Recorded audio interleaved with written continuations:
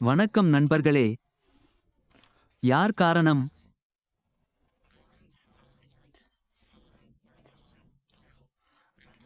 அகமதாபாத்திலிருந்து London நோக்கிச் சென்ற Boeing 787 விமானம் புறப்படும் போது விபத்துக்குள்ளானதற்கு நீங்கள் அனைவரும் செய்தியை பார்த்திருப்பீர்கள். எனவே இப்போது இந்த ஏர் இந்தியா விமான விபத்துக்கு யார் காரணம் என்பது கேள்வி. சமீபத்தில் 241 பேர் இறந்ததாகவும் சிலர் காயமடைந்ததாகவும் மரணச் செய்திகள் வருகின்றன. எனவே இப்போது சிந்திக்க வேண்டிய விஷயம்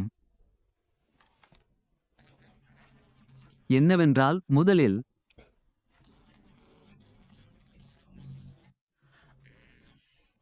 இறந்தவர்களுக்கு எனது இரங்கலை தெரிவித்துக் கொள்கிறேன். காயமடைந்தவர்கள் விரைவில் குணமடைய பிரார்த்திக்கிறேன். ஆனால் பெரிய கேள்வி யார் பொறுப்பு? இந்த ஏர் இந்தியா விமான விபத்துக்கு என்ன நடந்தது? இது ஒரு விசாரணையாக இருக்கும். சமீபத்தில் எனக்கு ஒரு செய்தி வந்தது. இந்த விமானம் புறப்படுவதற்கு முன்பு அது வந்த இடத்திலிருந்து வந்திருக்கலாம் என்று நினைக்கிறேன். அகமதாபாத்திற்கு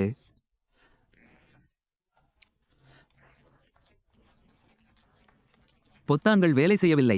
சில தொழில்நுட்ப பிழைகள் வருவதாக புகார் அளித்திருக்கலாம். எனவே இவை அனைத்தும் புறக்கணிக்கப்பட்டுள்ளன. அவர் புகார் அளித்திருந்தார். ஆனால் ஏர் இந்தியாவும் அதை புறக்கணித்தது. எனக்கு அத்தகைய செய்தி கிடைத்தது. அத்தகைய செய்தி எதுவும் இல்லை. ஆனால் அத்தகைய செய்தி வந்தது. எனவே அடிப்படையில் பரந்த விஷயம் என்னவென்றால், இந்த விமானத்திற்கு யார் பொறுப்பு? இது எப்படி நடந்தது? இது ஒரு பெரிய மர்மம். மற்றும் விமானம்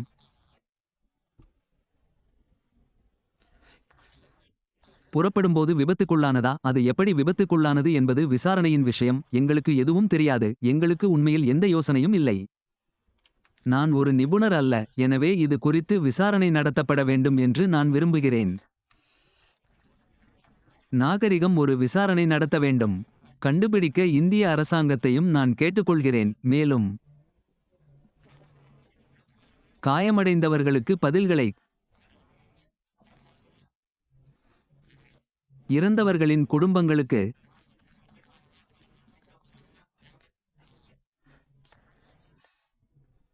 இந்த இறப்புகளுக்கு யார் பொறுப்பு என்பதை அறிய முழு உரிமை உண்டு. நன்றி. ஜெய் ஹிந்த்.